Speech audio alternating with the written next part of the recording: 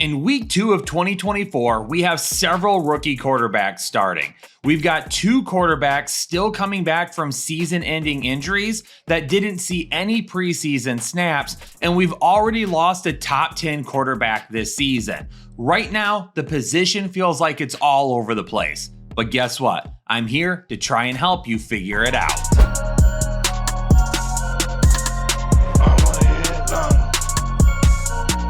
Yo, what is going on, Headliner Nation? We're going to be jumping into my quarterback start and sit analysis here in week 2. And just like I said in the intro, it really feels like there is a large range of outcomes for our quarterbacks right now. We have some high-end options. We have some guys that just don't look like they're ready to take that next step. And there's a bunch of players in the middle that could go either direction. This video is going to be super important for you to figure out what guys we need to target this week. And if you're new here or maybe forgot how our start and sit videos worked, here in 2024, we are doing a risk analysis each and every week to try and decide what players are the best for our lineup. So for every single matchup, we're going to go through the players involved. First, we're going to break down the defense that they are facing and give them a matchup rating, which will be located right below the players' names. Step 2 will be designating them with a risk status.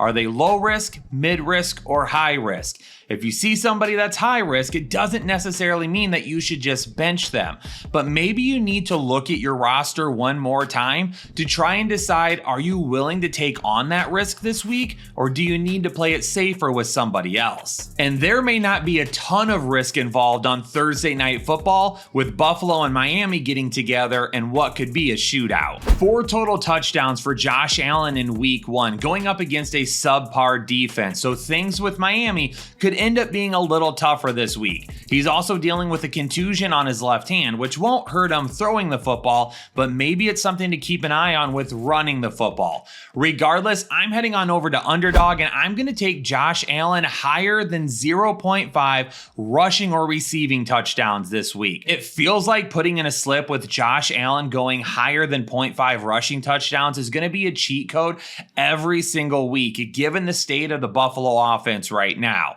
And there's still a lot of time for them to work out some kinks, and still a lot of time for some guys to step up and become premier wide receivers for Josh Allen. But until that happens, he's going to try and make a lot of magic happen on his own. I don't expect Miami's offense to struggle the way that Arizona's offense did against Buffalo last week. And quite honestly, I don't really think it was Buffalo's offense causing Arizona to struggle. I think it was Arizona causing themselves to struggle. So Buffalo may have a little bit more difficult time corralling the speed of the Miami Dolphins. Now, Tua is going to be a low-risk candidate for me. Raheem Mostert has already been ruled out, and it looks like Devon Achane is going to be a game-time decision. If both of those players are missing, then we know there's going to be a ton of passing attempts for Tua going over to Tyreek Hill and Jalen Waddle. Maybe we'll get the tight ends involved a little bit more this week as well, but I'm absolutely going to see a ton of volume from Tua this week, more than enough to give him one of the safer floors of any quarterback. We know what risk we're assuming whenever we get into bed with Derek Carr, right? Like, this is a dude that can go out, throw 4 touchdowns, 250 yards, great fantasy day. Or he may go out and overthrow 3 of his wide receivers and throw a couple of picks, and then it's just not worth it. This week, Dallas's defense definitely could give Derek Carr some fits. Dallas's defense looks great, and even though they lost Dan Quinn, it doesn't appear that they are going to be losing a step. Derek Carr for sure is risky this week, but we know his upside is still there. I think New Orleans has a good defense, but I don't think it's as good as what we saw against Carolina last week. I think we're going to find some middle ground with Dallas, and this matchup isn't nearly as tough as what the numbers may lead you to believe. Dallas should end up being just fine, and they're going to pass the ball more than enough for Dak Prescott to have a really nice floor. His ceiling will just depend on whether or not he turns the ball over. Tampa Bay and Baker Mayfield are playing with a lot of confidence after their win last week, and heading into Ford Field, they're looking to revenge their divisional loss last season. And I think Baker Mayfield is going to have a much better day than what we saw last year. In fact, I'm putting Baker Mayfield on my pick'em ticket over on Underdog once again. taking the higher line of 253.5 passing yards this week. This past week, he threw for 289, and that was in a game that got out of control. This game could stay way closer for way longer, and if it does, Baker Mayfield will keep throwing the ball, and that could easily put him closer to 300 or over this week. And if you want to tail any of the pick'ems that we're talking about in the start sit videos or throughout any of our other videos during the week, then you need to get signed up over on Underdog using code word headliner so you can get a super special pick'em that's almost guaranteed to hit, put it together with some of these pick'ems we've talked about, and you're going to get a deposit bonus of up to $1,000. All you need to do is deposit $10 of your own money. Let's go ahead and play a little bit this week. Get your tickets in and let's bring home the bucks. We knew Anthony Richardson had a big arm, and we knew that he could move well on the ground, and he showcased both of those things last week against Houston. And now he gets a Green Bay defense that also allowed some big plays to the Eagles last week. A touchdown of over 60 yards to A.J. Brown, a couple of big completions to Devontae Smith. And Anthony Richardson, he went deep for a couple of touchdowns over 50 yards last week as well. That is where he reaches his ceiling. His floor is awesome because he's going to run the football and potentially score on the ground. But the big plays through the air is what's going to allow him to reach his ceiling every single week. And he's got another matchup that will allow him to do just that. No. Now. Non. Nine. Hyundai. Nay. That's like 6 different languages I just said no in. Just so everybody watching this video understands, Malik Willis shouldn't be anywhere near your fantasy team. The Tennessee defense was the only defense last week to allow under 100 yards passing to an opposing quarterback. They absolutely smothered Caleb Williams, and Williams made some mistakes on his own as well. But Aaron Rodgers doesn't look fully healthy, and maybe the leg is just fine. Maybe it's just the mental part of the game that he's got to get over coming back from that injury.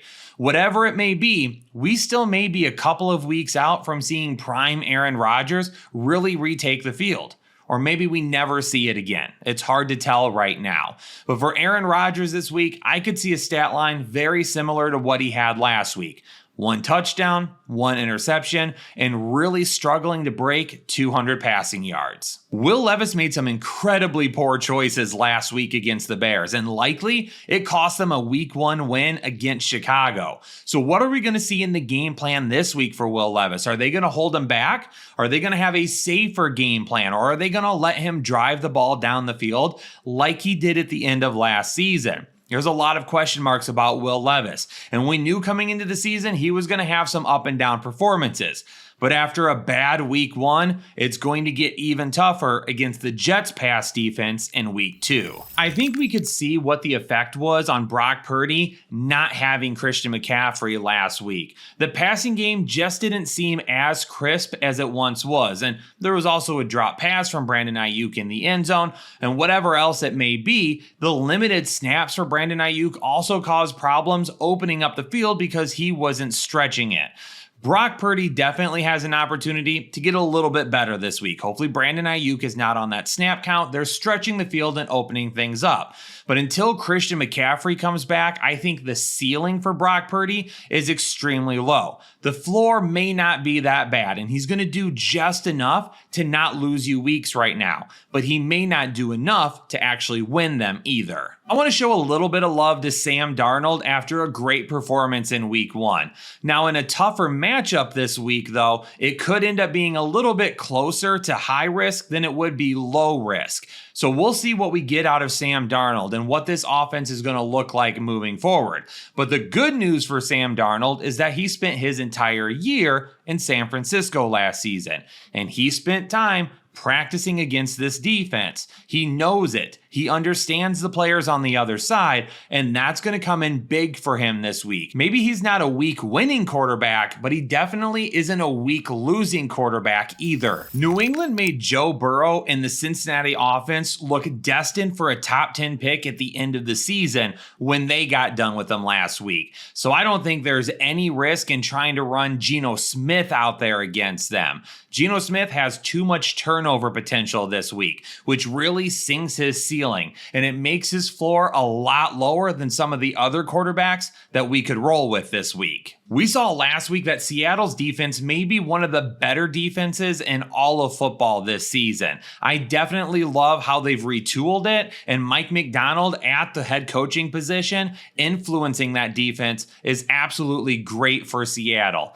Jacoby Brissett, he's in a lot of trouble this week. Last week, they really focused on running the football and then doing those short, quick passes. And I would expect once again to see a lot of the same thing. There really isn't any upside to trying to start Jacoby Brissett. Some of you are going to call me crazy, but Daniel Jones is only a medium risk for me this week. I mean, there's no way he can screw this up, right? Washington was one of the worst passing defenses last year, and they showed it again in week 1. They allowed 4 passing touchdowns to Baker Mayfield. They allowed the most fantasy points last week and the 4th most passing yards.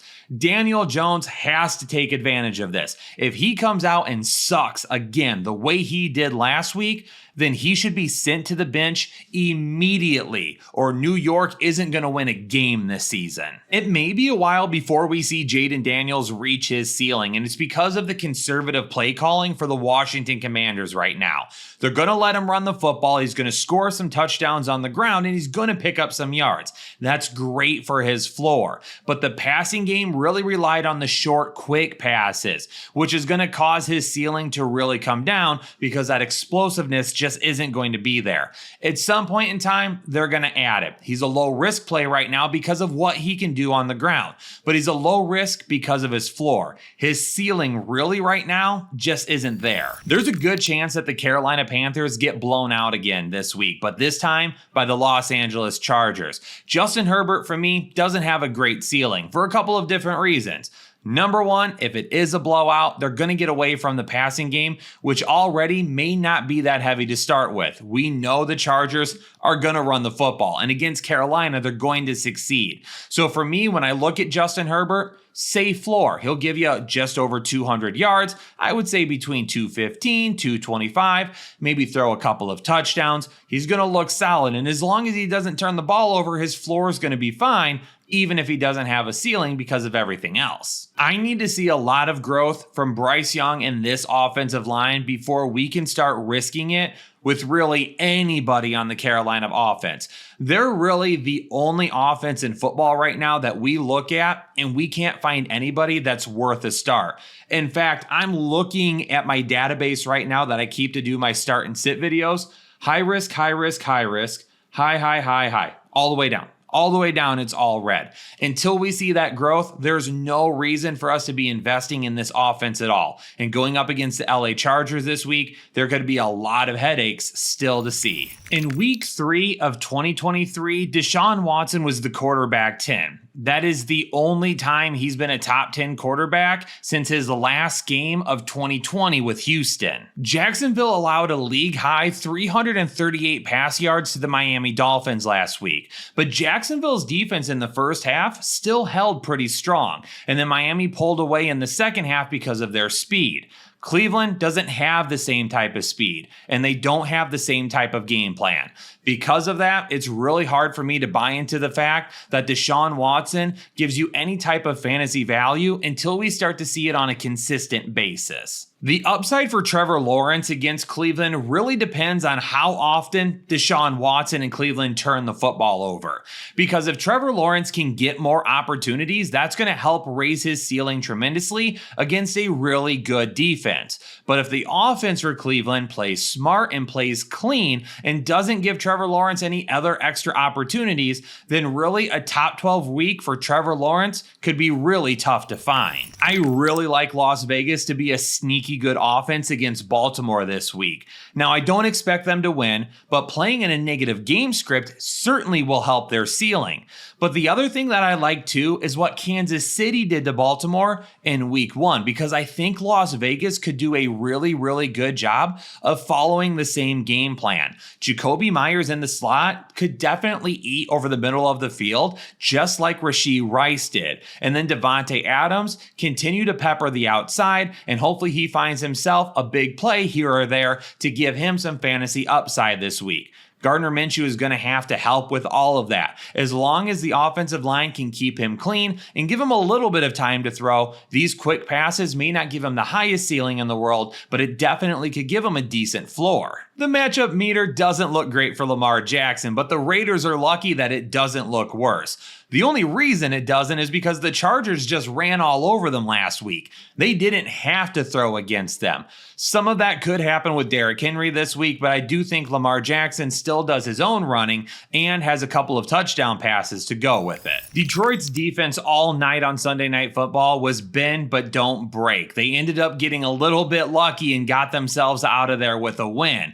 But Arizona's defense isn't as good as Detroit's, especially when it comes to the pressure that they caused on Matthew Stafford. Matthew Stafford was just amazing on Sunday Night Football. Like, if you don't see what he did and appreciate how he's still doing that at his age, then you don't know football. Go back and take a look at the tape with him. Great performance, and I would anticipate him trying to do it again this week against Arizona. I don't even care that Puka Nacua is missing.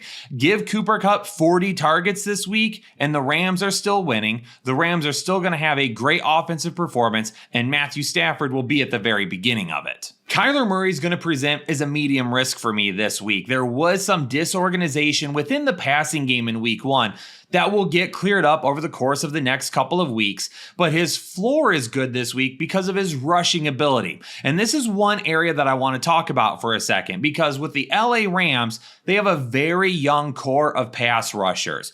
And we saw last week on the tape, they were getting into the backfield quite a bit. But sometimes, because they're so young and a little overzealous, they don't always do gap control very well. Meaning, if you're supposed to be rushing from like the A gap or the B gap, sometimes you might get into that gap, but you really want to get to the backfield, so you do like a spin move, or you try to get around the offensive lineman, you open up that gap, and that's where Kyler Murray can take advantage where the Detroit Lions could not. We saw a little bit of a scramble from Jared Goff for a first down, but Kyler Murray could execute that way more often. Justin Fields looks like he's going to be getting another opportunity to start for the Pittsburgh Steelers this week, but unfortunately, it's not a great matchup through the air, as George Pickens will likely be shadowed by Patrick Surtain. So where can Justin Fields make up for that?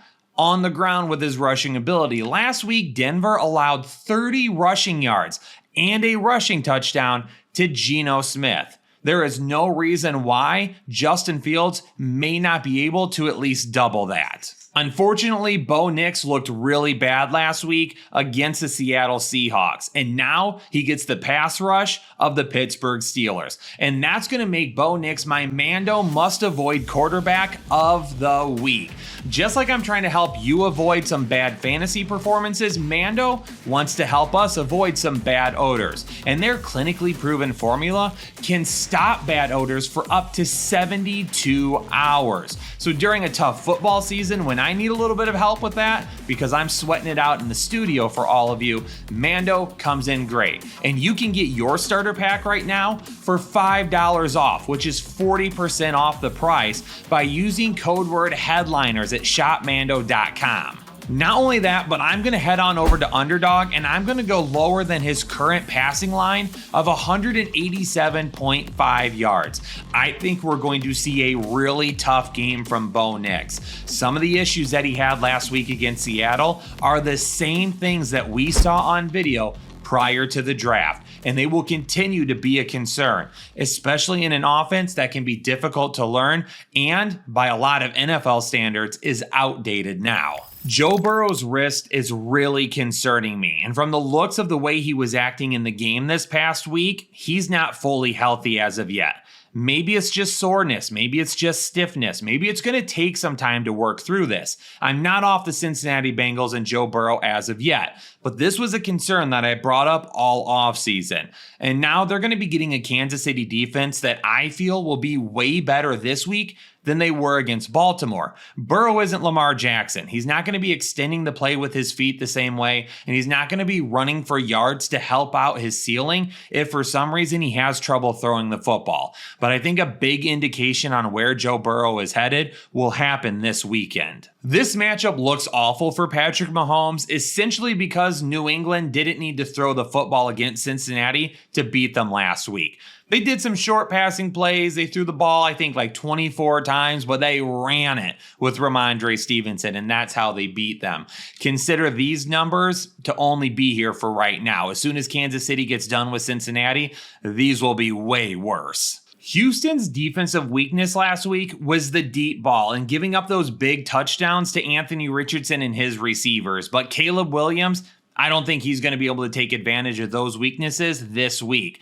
And on top of it, he's going to be missing Rome Odunze, and Keenan Allen is hurt as well. Those are a couple of big pieces, and if they can't run the football with authority with DeAndre Swift, they're going to become one-dimensional, and Houston will have all of the ability in the world to now shut down the pass and make things very difficult on Caleb Williams this week. And his floor, unfortunately, will be extremely low, and I don't see much of a ceiling to go with it. This looks like a tough matchup on paper for CJ Stroud, but realistically, sorry Chicago fans, a lot of your defensive performance last week was because of poor decision-making from Will Levis. I'm not saying that you have a bad defense, and I'm not saying that you still won't be one of the better defenses in football, but I'm just saying that the numbers we saw from last week likely will not continue against a much better quarterback and much better offense with Houston. There's always the jokes about Kirk Cousins in primetime games, but I'm not going to make any of those jokes right now.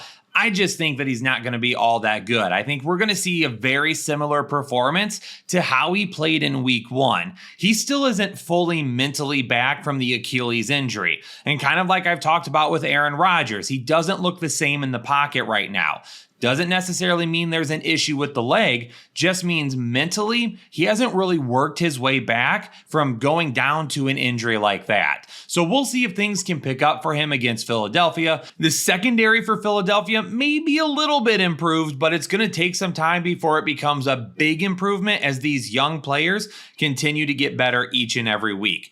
Probably a decent game for Kirk Cousins, but if you need him to win your week, he may not be that guy. Atlanta's defense held Pittsburgh to a ton of field goals last week. They were literally bend but don't break.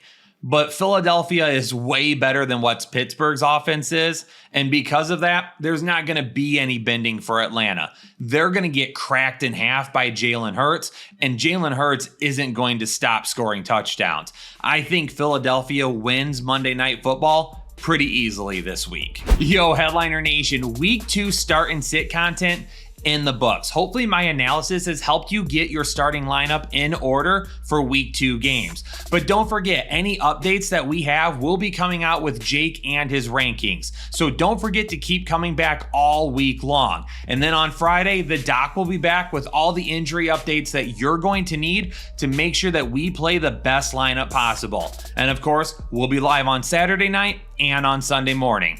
Ladies and gentlemen, have a great rest of the week. I'll see you this weekend. Stay safe, stay healthy, and I'll catch you all on the next episode of the Fantasy Headliners.